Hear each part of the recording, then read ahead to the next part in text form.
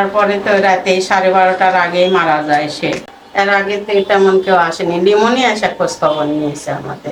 এর মাঝে আমি 5 বার অপারেশন করেছি, কিন্তু সিকিউরিটি বের করা সম্ভব হয়নি।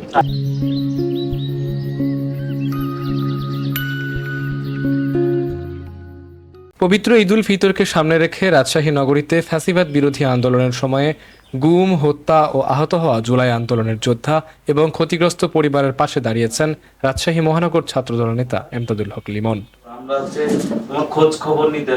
মানবিক দায়বদ্ধতা ও সহমর্মিতার জায়গা থেকে প্রতি বছরের মতো এবারও তিনি এসব পরিবারের খোঁজ নেন এবং বিএনপি চেয়ারপারসন ও বাংলাদেশ সরকারের প্রধানমন্ত্রী তারেক রহমানের পক্ষ থেকে ঈদ উপহার ও সহায়তা প্রদান করেন। বুধবার রাজশাহীর উপশহর এলাকায় গিয়ে তিনি পুলিশ হেফাজতে থাকা অবস্থায় নিহত 14 নম্বর ওয়ার্ড বিএনপি নেতা আইনুর হক মুক্তার পরিবারের সদস্যদের সঙ্গে কথা বলেন।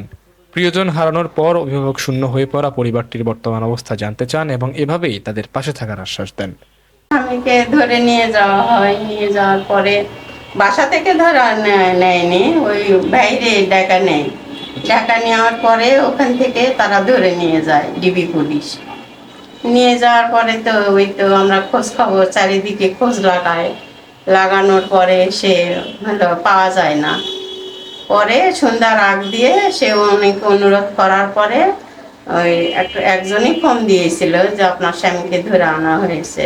আমরা খোঁজ খবর পাই, মেডিকেলে ভর্তি করার পরে তো রাতে 12:30টার আগেই মারা যায় সে। মাঝে লিমন এসে খোঁজ খবর নেয়, যা হয়েছে ওর দ্বারাই একটু আমরা হেল্প পেয়েছি। যেটুকু ওর নির্দেশের সাহায্য যেটুকু করা যায়। উনি তো খোঁজ খবর এর আগেও রেখেছে, তো এখন তো সে ক্ষমতায় আছে, তো আরো বেশি করেই করবে। তারেক রহমানই খোঁজ রেখেছে। এছাড়াও 28 নম্বর ওয়ার্ড স্বেচ্ছাসেবক দলের নেতা মনোয়ার হোসেনের পরিবারের খোঁজখবর নেন লিমন।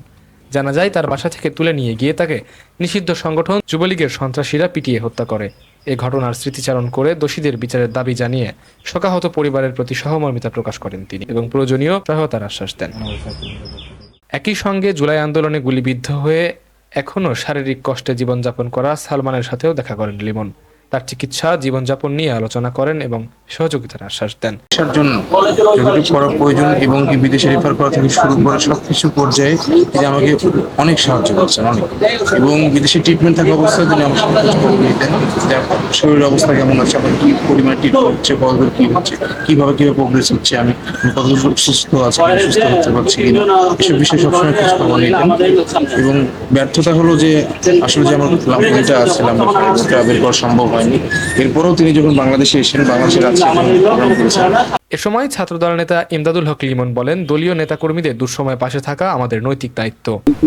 যারা ফ্যাসিবাদ বিরোধী আন্দোলন করতে গিয়ে, যারা ফ্যাসিবাদ শেখ হাসিনা পতনের আন্দোলন করতে গিয়ে, যারা ভোটের অধিকার প্রতিষ্ঠার আন্দোলন করতে গিয়ে, যারা দেশ মুক্তির আন্দোলন করতে গিয়ে যারা গুম হয়েছে, খুন হয়েছে, যে সকল নেতাকর্মীরা তাদের পঙ্গুত্ব বরণ করেছে, সেই সাথে দেখবেন যে হাসিনা পতনের এই যে 24-এর গণ অভ্যুত্থান হয়েছে, সে গণ অভ্যুত্থানে যারা আহত হয়েছে, রাজশাহী মহানগর ছাত্র দলের পক্ষ থেকে আমরা তাদের খোঁজ খবর রাখার চেষ্টা করছি। আমরা বিএনপির চেয়ারম্যান, বাংলাদেশের প্রধানমন্ত্রী জনাব তারেক রহমানের পক্ষ থেকে আমরা তাদের কাছে ঈদ উপহার পৌঁছে দিয়েছি।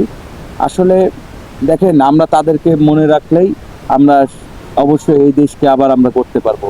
কারণ যারা এই দেশের জন্য জীবন দিয়েছে, আমরা মনে করি যে তাদের খোঁজ খবর রাখতে পারলেই এটার মধ্যে সার্থকতা আছে, এটা আমরা চেষ্টা করছি। স্থানীয়দের মতে এমন উদ্যোগ সামাজিক সহমর্মিতা ও মানবিক মূল্যবোধ জাগ্রত করতে গুরুত্বপূর্ণ ভূমিকা রাখে।